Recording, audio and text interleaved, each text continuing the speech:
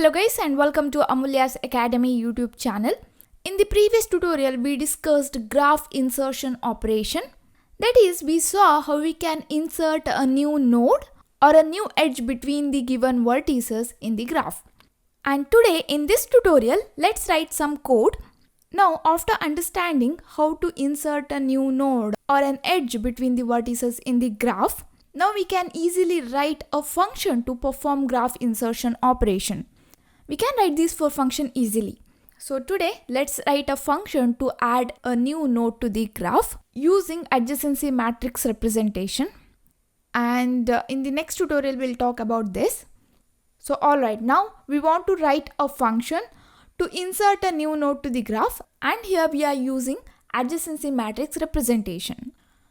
Here we have an undirected unweighted graph and this is its adjacency matrix representation. And this is the list of nodes present in the graph. And here you can see I represented this adjacency matrix in the nested list form.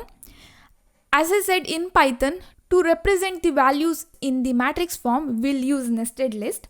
So this is the nested list. So in the function, we need two lists. First list is to store all the nodes of the graph, and the second list is to store the matrix. So open up a Python file. First let's take a list nodes. In this list we'll store all the nodes of the graph. Next we need another list graph. I'll take graph to store the matrix, adjacency matrix. Here I'm not taking the nested list because I'll add the inner list later. Here in this representation, this row or list represent the connection of A with all the other nodes, right? So I'll add this list later. Now I'm taking graph as a single list, simple list. Okay, I'm not taking here nested list because we'll add this list later. So that's why a simple list. Next, if you want, you can keep the count of the nodes present in the graph. Okay, how many nodes are present in the graph? For that you can take a variable. So here I'll take node count as a variable, and initially it will be 0. After adding a node, I'll increment the node count. After this, we need to define a function for add node. So we'll define the function in the top. I'll use def followed by the function name. I'll take the function name as add node. And in the add node, we need a parameter. That is, we need to add a node. So you need to take a node here. Fine. Inside this, here, now if I want to add a new node to this graph, what I'll do, I'll call add node. And here I'll write down the node, for example, F, right? So before adding the node, we need to check one condition. That is whether that node is already present in the graph or not. If that node is already present, then we won't add that node to the graph. So that's why here the first condition is I need to check if v in, okay, I'll use in membership operator. I need to check whether v, the node or vertex, is present in the, whether that is present in the nodes list. All the nodes of the graph will be stored in this list. So I'll check whether v is present in nodes. If it is present, then it will be evaluated as true. This condition is evaluated as true. That is, I'll print a message. The node is already present in the graph. Okay, we'll print this message if it is already present. Else, if it is not present, then we need to add that node to the graph. Then let's see how to add that. Okay, if F is not present in the graph, then we need to add that to graph. Now here you can see F is added. Now after adding this node, the count of the nodes in the graph is incremented by 1, right? Now count of nodes is changed. It is incremented by 1.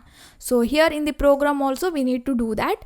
We need to increment node count by 1. So node count equal to node count plus 1. Number of nodes present in the graph is incremented by 1. So increase the count.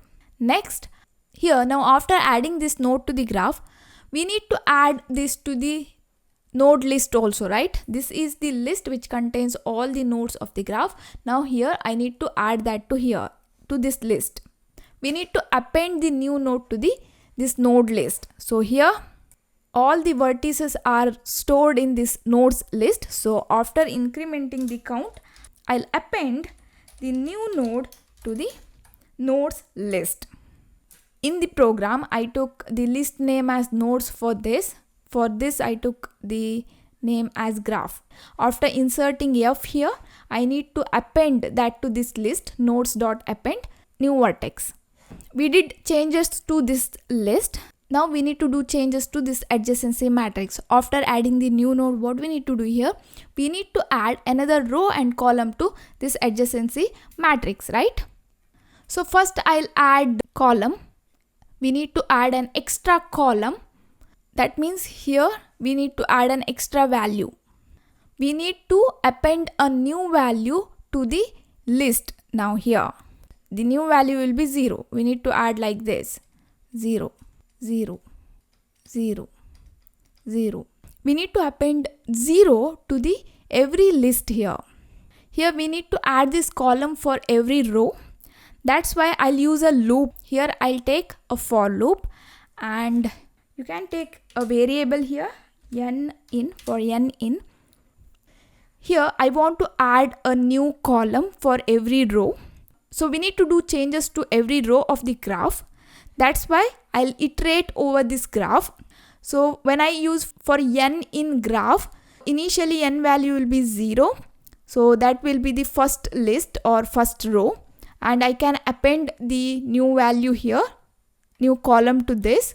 So here what I need to do is, here n is the inner list, n dot append. We need to add the value at last. And what value we need to add? We need to insert 0, right? Here we need to insert zeros, right, for the new column. So for that I used for loop to access every row, and after that we'll append a new value, that is 0, to every row. So for n in graph, initially n is the first row of the graph, append 0. After that n becomes the second row, so append 0. After that n becomes the next row, append 0. So it will add a new column for every row. Now after this, we need to add new row also, right? Here, when I add a new node to the graph, in the adjacency matrix, we need to add a new column as well as new row. Here, new row is nothing but new list here, right? In the nested list, we need to add a new list. Here, every row is a list. In the nested list representation, every row is a list. So here, we need to add another list, and we need to store zeros. So that's why I'll take a list here. Initially it will be empty. Then here you can see in this list we need to add 0, 0, 0, 0, 0, 0. Here I need to add 0 6 times because number of nodes present in the graph is 6. So we need to append 6 zeros to the new list because there are 6 columns present here, right? So that's why I'll use for loop, and I'll take for I in range of node count. So node count is number of nodes present in the graph. And here you can see we need to add 6 0 to this list, new list, or we can say new row, right? Why 6? Because there are 6 nodes present in the graph. We need 6 row and 6 column. That's why I'm using range node count. We want to append 0 6 times here. So temp dot append 0. Why temp? Because this is the new row. I named it as temp. It is a list. So we are appending 0 to this. After completing this, I need to append this temp, that is the new row, to the graph. First what we are doing is we are creating this separately. Okay, we are taking a list and we are appending 6 zeros. Next I need to append that to this graph also, right? That's why graph dot append temp. We need to add that row to this graph. That's why here graph dot append temp. Now here we are done. So now here if I print graph before adding nodes, I'll print graph also. Next I'll copy this, control V. After adding and here I'll call add node, and I'll add a new node, for example A. Now if I execute this, okay, we are getting error. Why? I'll tell you. Here node count, this is defined outside this function, so this is a global variable. If we try to modify a global variable inside a function, we'll get error. That's why we are getting error here, because here node count is 0. Here node count is a global variable. We are trying to modify that. So for that, here to solve the issue, you need to use global keyword and you need to take node count. Now if I execute this, we'll not get error.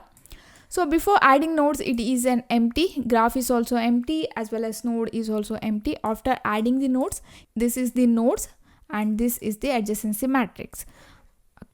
Now let's add another node, and I'll add A, and here we can see A is already present in the graph, so it won't add that to graph. If I add B here, A and B, and here you can see nested list. And if you want to print this nested list in the matrix form, then you can use 2 for loops. So let me write a function for that. Def print graph, okay, and here use a for loop.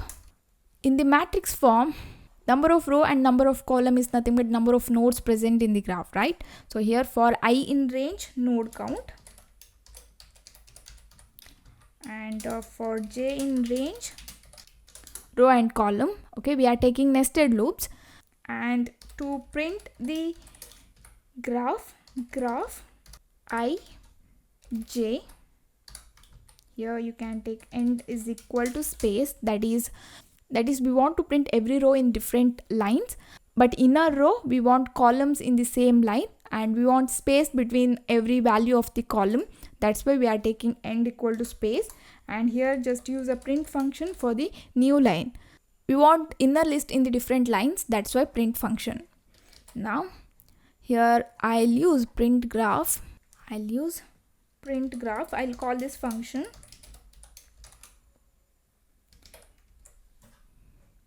Here you can see in the matrix form 0 0 0 0. If you want, you can print the node count also. Can add other. Okay, here the values of the matrix is 0 0 0. Why? That is because when we add a new node, there will be no connection between the nodes. We didn't add any edge here. That's why we are getting 0 0 0 in the matrix. So this is about the add node function. In the next tutorial, we'll discuss about the add edge function, how to add an edge between the given 2 vertices. Alright, so that's it for now, guys. Thank you for watching. Don't forget to subscribe to my channel. I will meet you in next class. Till then, take care and be safe.